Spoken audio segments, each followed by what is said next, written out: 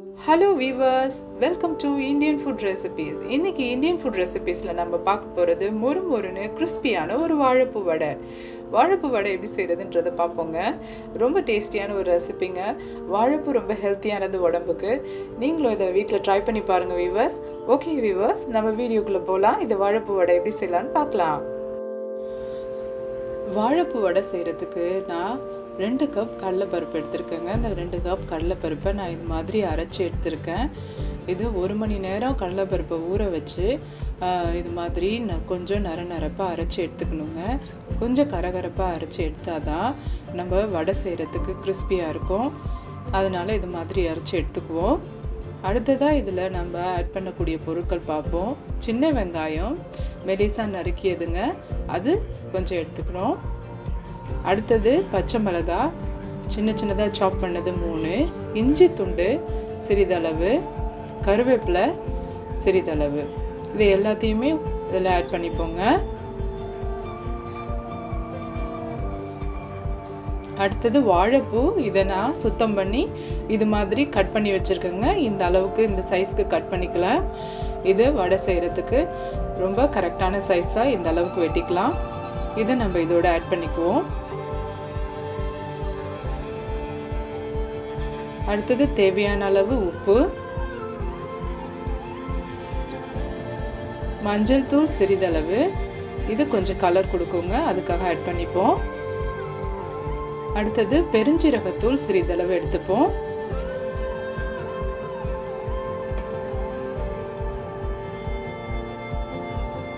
இது பெருங்காயத்தூள் சிறிதளவு எடுத்துப்போம்.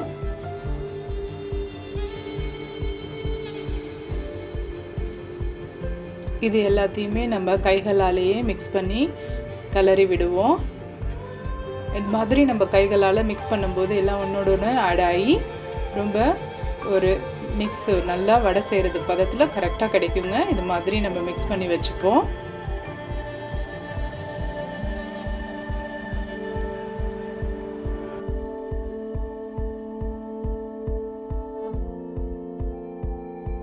அடுத்ததாக இந்த மிக்ஸோட நம்ம அரிசி மாவு ஆட் பண்ணிப்போம்.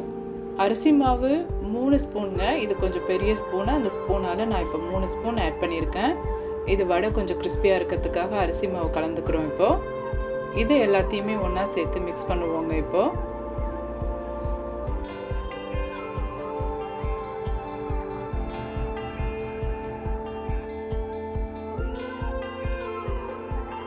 ஓகே வியூவர்ஸ், வடையை நம்ம இப்போ செய்ய ஆரம்பிச்சிடலாம். நான் இரும்பு கடாய் எடுத்திருக்கேன்.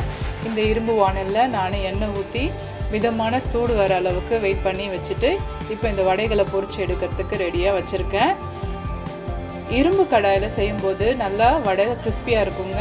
இந்த மாதிரி மசால் வடை, வாழைப்பூ வடை இது எல்லாமே செய்யும்போது அது மாதிரி கொஞ்சம் கிறிஸ்பியாக இருக்கும். அதுக்காக நான் இந்த இரும்பு வானல் எடுத்து இப்போ நான் செஞ்சுருக்கேங்க. இதில் நம்ம இப்போ ஒவ்வொரு வடையாக தட்டி இது மாதிரி போட்டுப்போம்.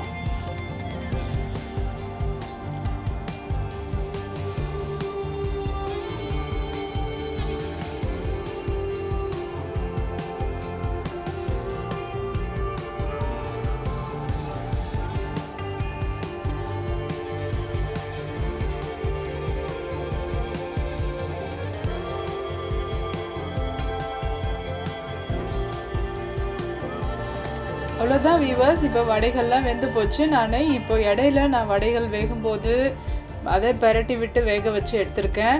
இவ்வளோதான். இந்த பக்குவத்தில் நம்ம வடையெல்லாம் எடுத்துடுவோம். ரொம்பவே கிறிஸ்பியான மொறுமொறுப்பான வாழைப்பூ வடை ரெடிங்க. இது மாதிரி ப்ரௌன் நிறத்தில் ஆனதுக்கப்புறம் இந்த வடையெல்லாம் நம்ம எடுத்துடலாங்க.